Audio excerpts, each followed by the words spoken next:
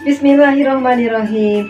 Assalamualaikum warahmatullahi wabarakatuh. Hai anak-anak hebat, bagaimana kabar kalian hari ini? Semoga kalian selalu sehat dan masih tetap semangat.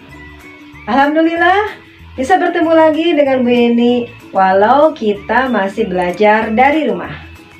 Sebelum kita mulai pembelajaran, mari kita berdoa terlebih dahulu. Berdoa silahkan dimulai.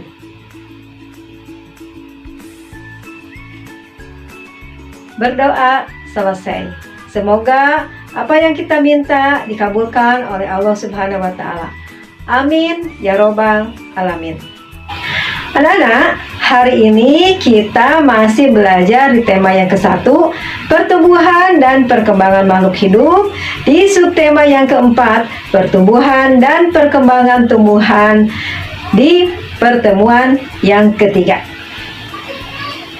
Bagaimana? Kalian sudah siap untuk menerima materi hari ini? Sudahkah kalian menyiapkan buku dan alat tulis kalian? Ibu yakin kalian sudah menyiapkan itu karena kalian anak-anak yang hebat, anak-anak yang mandiri. Sebelum Ibu mulai memberikan materi, kalian harus tahu dulu apa tujuan pembelajaran yang harus dicapai di pembelajaran hari ini. Tujuan pembelajaran yang harus kalian capai ada 6 tujuan pembelajaran. Dan bisa kalian lihat, bisa kalian baca di layar kalian. Bagaimana? Kalian sudah siap? Kalau sudah, silakan kalian duduk yang rapi, duduk yang baik, dengarkan dan pahami materi yang akan Ibu sampaikan hari ini. Kita mulai ya anak-anak. Anak-anak, pada pertemuan sebelumnya, kalian sudah mempelajari perkembangbiakan tumbuhan. Ada yang dengan biji, ada juga yang dengan tunas. Coba kalian perhatikan gambar ini. Gambar apa ya itu anak-anak? Ada yang tahu tidak? Betul. Gambar tersebut adalah tumbuhan bernama paku. Nah, tanaman ini tidak memiliki biji anak-anak. Tumbuhan paku menggunakan spora untuk berkembang biak. Seperti apa anak spora? Kalian bisa perhatikan di gambar berikut. Ada bintik-bintik di bawah daun. Nah, itulah yang disebut dengan spora. Spora adalah sel-sel yang terbungkus oleh sebuah lapisan pelindung. Fungsi dari spora adalah sebagai alat persebaran mirip dengan biji. Meskipun berbeda jika ditinjau dari segi anatomi dan evolusinya. Jadi, bintik-bintik hitam yang ada pada tanaman paku itu disebut dengan spora, yang berfungsi sebagai alat persebaran yang mirip dengan biji. Spora ada beberapa macam anak-anak. Yang pertama adalah diaspora. Diaspora adalah tumbuhan berpembuluh tidak berbiji, seperti contohnya lumut. Yang kedua adalah endospora. Endospora adalah spora yang dibentuk oleh bakteri tertentu dalam sebuah kondisi ekstrim guna mempertahankan hidupnya. Yang ketiga adalah chlamydospora. Chlamydospora ini terletak di ujung hifa pada jamur. Dan yang keempat adalah zigospora. Zigospora adalah spora yang dihasilkan dari zigot dan akan berkembang menjadi zigosporangium. Itu ya anak-anak, macam-macam atau jenis-jenis dari spora. Anak-anak, berikut adalah contoh tumbuhan yang memiliki spora. Ini adalah tanaman yang disebut dengan paku air. Dan yang ini adalah lumut. Kemudian yang ini adalah suplir. Yang ini adalah fungi atau yang biasa kita sebut jamur. Kemudian ada lagi yang disebut pakis sayur. Dan terakhir adalah tanaman yang disebut rane. Ini adalah contoh-contoh tumbuhan yang memiliki spora.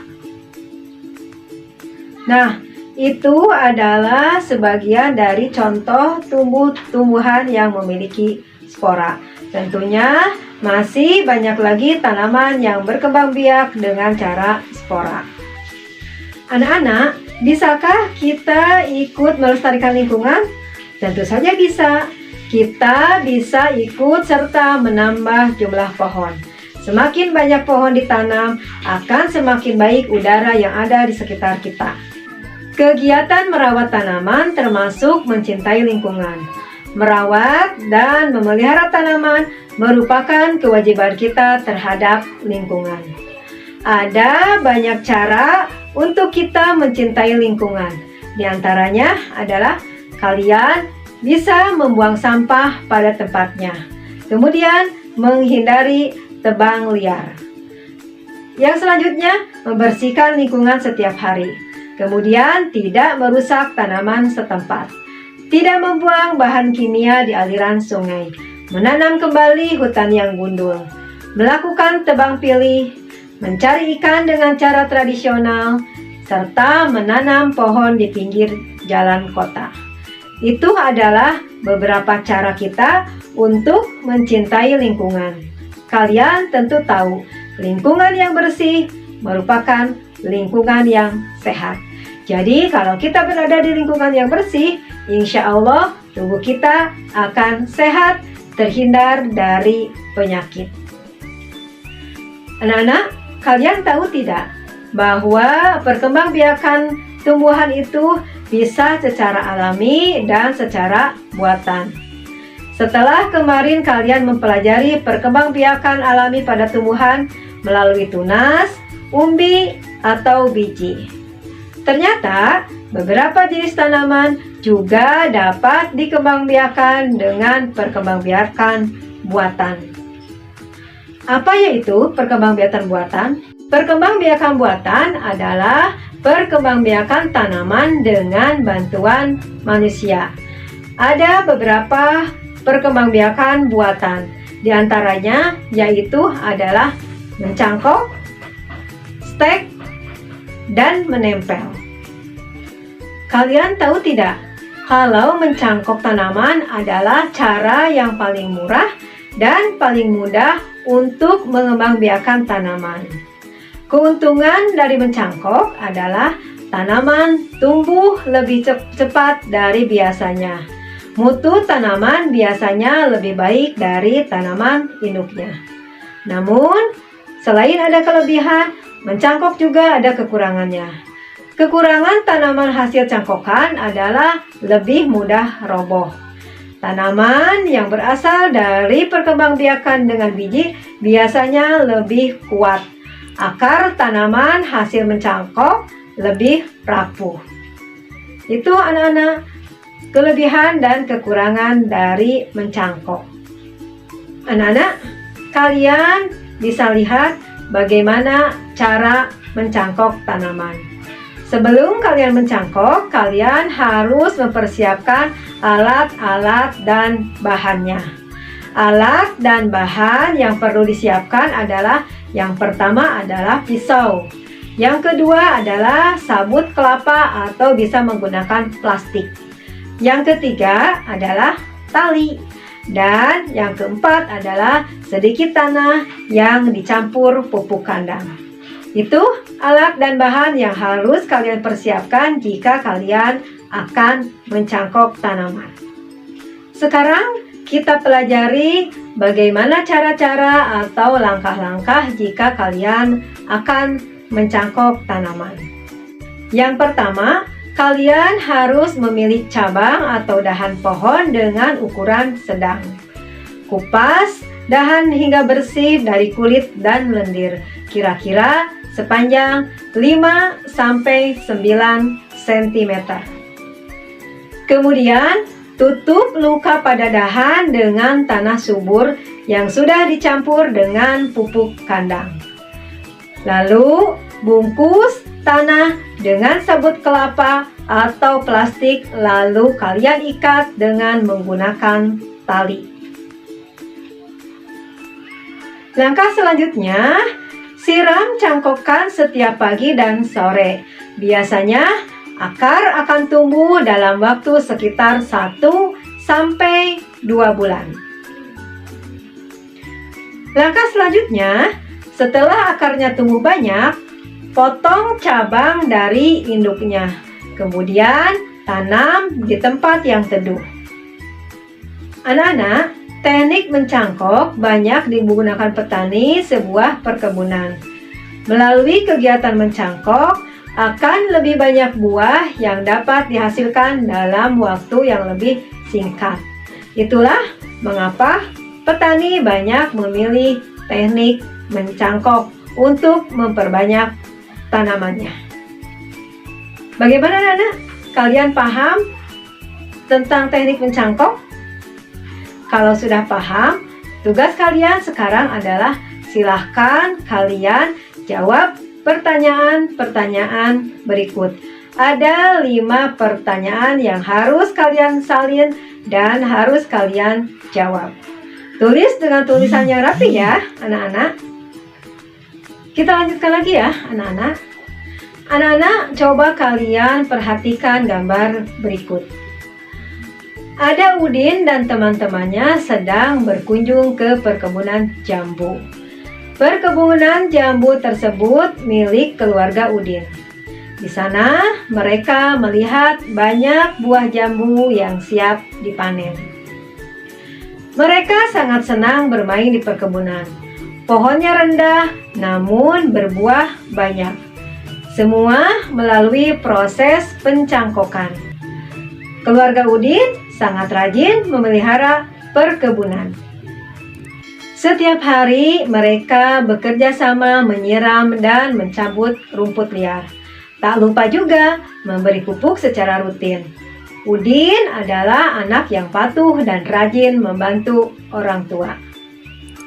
Nah, anak-anak, dari cerita tersebut dapat kita ketahui bahwa kita harus rajin membantu orang tua. Apakah kalian suka membantu orang tua? Ibu yakin karena kalian anak-anak yang hebat, kalian pasti rajin membantu orang tua. Pekerjaan apa saja yang biasa kamu lakukan untuk membantu orang tua? Kalian bisa membantu orang tua dengan cara membereskan tempat tidur kalian, kemudian merapikan dan menyapu serta membersihkan kamar kalian sendiri, atau menyapu halaman, dan kalian juga bisa membantu mencuci alat-alat makan, terutama bekas makan kalian. Itu semua sangat mudah kalian melakukan di rumah. Nah, anak-anak, coba sekarang kalian berikan pendapat kalian. Menurutmu, apa yang dilakukan Siti jika melihat gambar seperti ini, anak-anak? Ya, menurut kalian, apa yang harus dilakukan Siti jika Siti melihat ibunya sedang menyiram tanaman? Yang kedua, Ayah Edo sedang menebang pohon yang sudah tua. Menurutmu, apa yang seharusnya dilakukan Edo jika melihat keadaan seperti ini? Selanjutnya, jika kalian melihat gambar Lani sedang menangis kesakitan karena tangan Lani tertusuk duri bunga mawar. Menurut kalian, apa yang dilakukan oleh teman-teman Lani jika melihat keadaan yang seperti itu? Jawab pertanyaan ini, berikan komentar dan pendapat kalian di buku tugas kalian. Paham ya, anak-anak? Sekarang coba kalian dengarkan cerita berikut ini. Edo memiliki tanaman jambu yang ditanam dengan cara mencangkok. Pohon jambu Edo berbuah sebanyak 248 buah. Edo ingin menyimpan jambu-jambu tersebut di 4 tempat. Isi setiap tempat adalah sama banyak. Berapa? jambu yang ada pada setiap tempat. Bagaimana cara menghitungnya, anak-anak? Apakah kalian masih ingat dengan cara menghitung pembagian?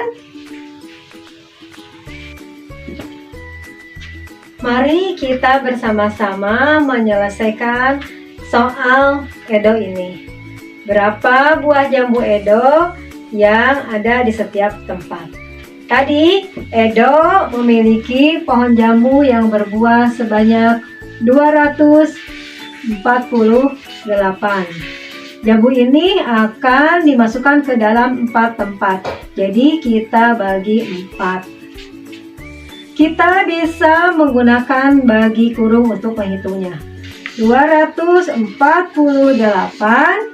dibagi 4. Kita hitung dulu 24 dibagi 4. Berapa anak-anak 24 dibagi 4? Hasilnya adalah 6. 6 kita simpan di atas ini. 6 kemudian kita kalikan dengan angka 4. 6 dikali 4 adalah 24. Kita tinggal menguranginya. 24 dikurangi 24 adalah 0. Boleh kita tulis, boleh juga tidak.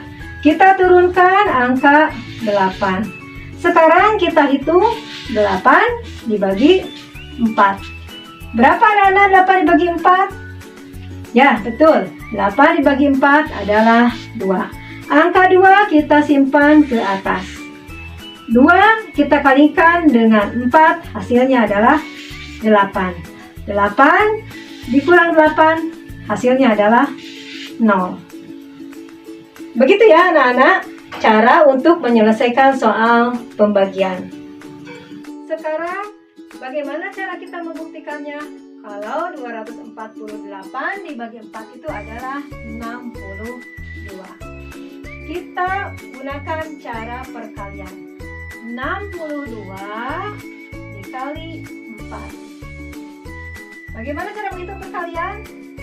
Kita kalikan 4 dengan 2, hasilnya adalah 8. Kemudian kita kalikan 4 dikali 6 adalah 24.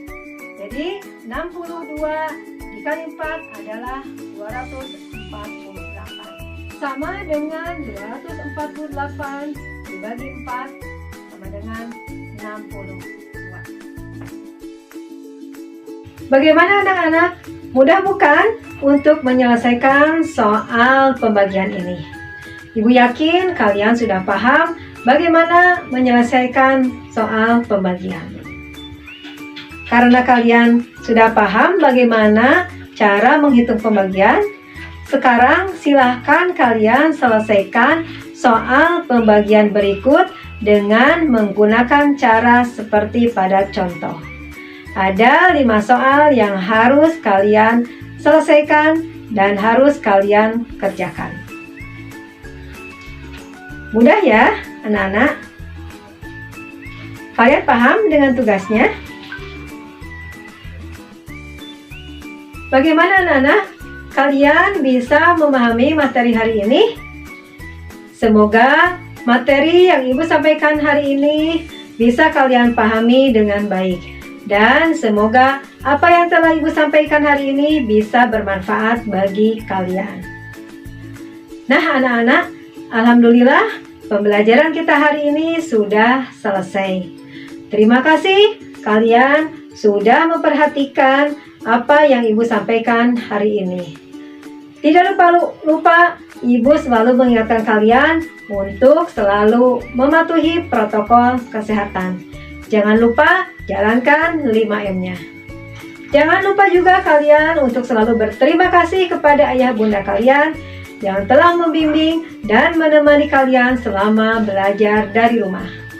Tetap semangat ya anak-anak. Sampai bertemu lagi di pembelajaran selanjutnya. Assalamualaikum warahmatullahi wabarakatuh.